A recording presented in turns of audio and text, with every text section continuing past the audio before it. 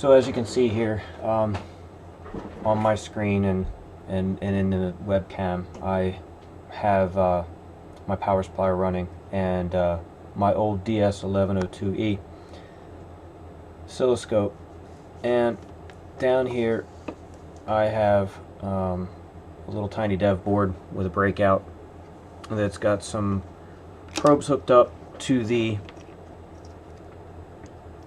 serial port and a USB TTL serial converter, and I have the probes for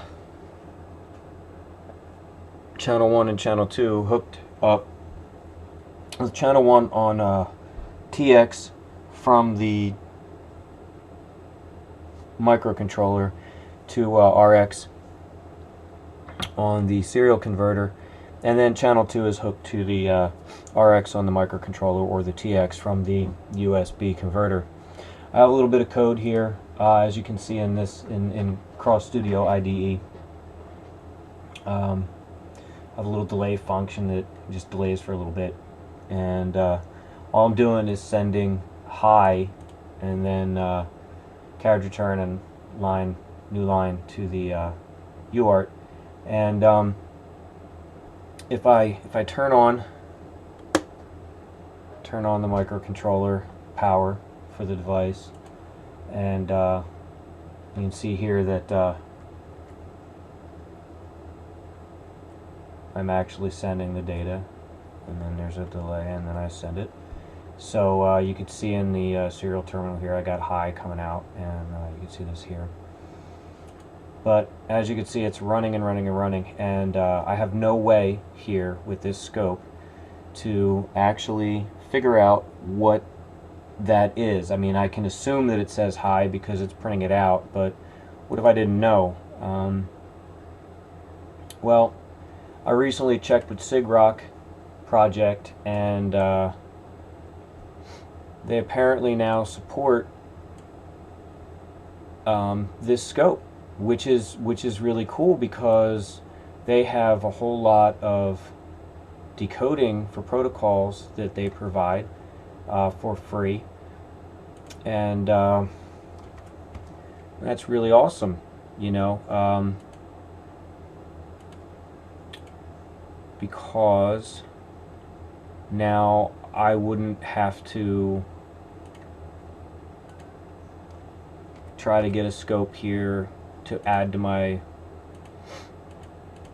that should be 1.8 because that's 3.3 logic. I won't actually have to add any expensive stuff to this scope, which I don't even think I can do. I haven't looked, but I don't even think I can do serial decoding on this scope, so I'd have to buy another scope from Rigol or somewhere else that did serial decoding, but I don't have to,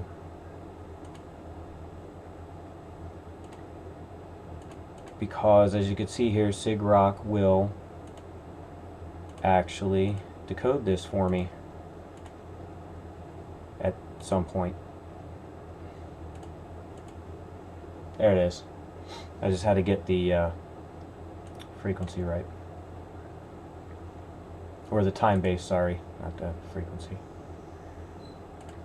Time base. Weird.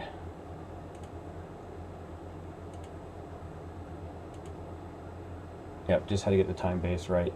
So it's still showing and still running, and you can see over here in the on the scope it's really still running. It's running live, and all I have to do is just run, and I can get what I see, and it decodes it for me. Now, another cool feature that I just learned about is that you can actually, on top of this, choose another decoder.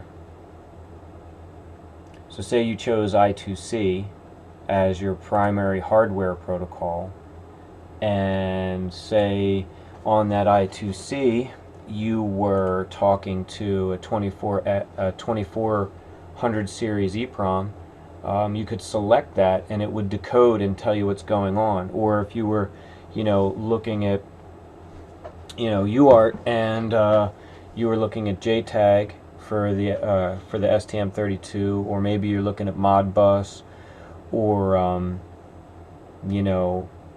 SD card, or SPI flash, or USB packet, because you're intercepting serial over USB, or whatever. That's pretty powerful. You can choose one of these, decoders, serial wire debug for JTAG, yada yada yada, PS2, JTAG, I2C, I2S, GPIB, any of these protocols, and just with a regular Rigol scope now,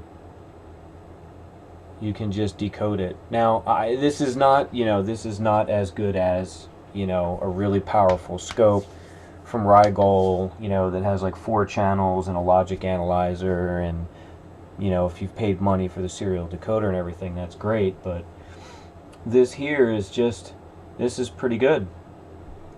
And it was only like 400, I think, for the 1102E when I first got it.